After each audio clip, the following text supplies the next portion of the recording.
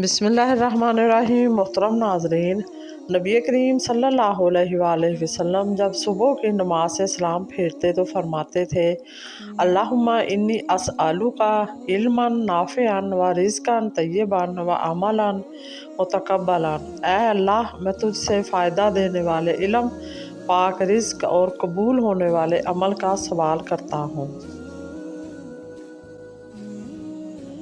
वो अर्श का चिराग है, मैं इनके कदमों की धूल हूँ। ए ज़िंदगी गवाह रहना, मैं आशिक़ रसूल हूँ।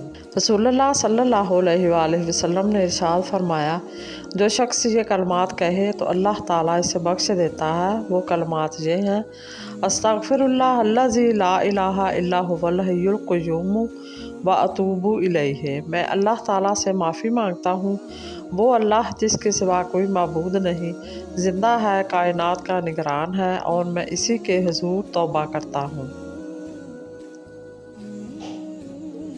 जो शख्स 40 दिन तक या जलीलो हर वक्त पढ़ता रहेगा, इसकी दिली मुरादें पूरी होंगी और हमेशा बाइज़्ज़त रहेगा। दोस्त और दुश्मन पर गालिब रहेगा। जन्नत में सब कुछ होगा मगर 6 चीज़ें ना होगी।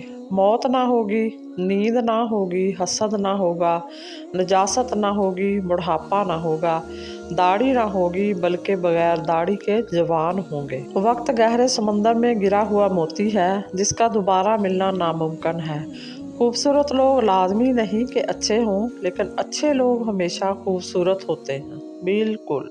सैयदना अब्दुल्ला बिन उमर से रवायत है कि रसूलुल्लाह सल्लल्लाहु अलैहि वसल्लम ने फरमाया, जब तुम में से किसी के सामने शाम का खाना रखा जाए, उधर नमाज खड़ी हो, तो पहले खाना खा ले और नमाज के लिए जल्दी ना करे जब तक खाने से फारग ना हो जाए। हज़रत इमाम जाफ़र सादिक़ अलैहिस्सलाम ने फरमाया, जो शख्स सूरत बलद को लिखकर किसी कमसन या नौमौलूद के बांधेगा तो बच्चा हर आफत और रोने से अमन में रहेगा। रसूलुल्लाह सल्लल्लाहु अलैहि वसल्लम ने इरशाद फरमाया, जब तुम सोने लगो तो आयतल कुर्सी पढ़ लिया करो। अल्लाह की तरफ से एक फ़रिश्ता निगहबान मुकर्रर हो जाएगा और सुबह के होने तक शैतान तुम्हारे पास नहीं आएगा। हुज़ूर सल्लल्लाहु अलैहि वसल्लम की उम्मत सारी उम्मतों से अफजल है। इसकी फजीलत की एक वजह इशा का मिलना भी है।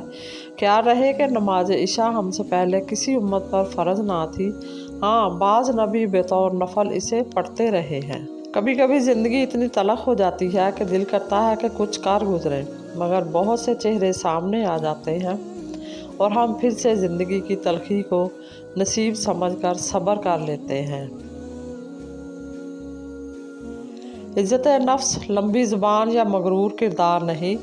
इज़्ज़त नफ्स ये है कि आप हर उस चीज़ से दूर हो जाओ जो आपकी बेकदरी करे। एक शख्स ने अर्ज़ किया, अल्लाह के रसूल सल्लल्लाहु अलैहि वसल्लम, लोगों में से यानी मेरी तरफ से उसरे मुआशरत का सबसे ज़्यादा हकदार कौन है? आप सल्लल्लाहु अलैहि वसल्लम ने फरमाया, तुम्हारी माँ, फिर तुम्हारी माँ, फिर तुम्हारी माँ, फिर तुम्हारा बाप, फिर जो तुम्हारा ज़्यादा करीबी रिश्तेदार हो, फिर जो इसके बाद तुम्हारा करीबी हो। इसी तरतीब से आगे हुस्न सलूक के हकदार बनेंगे।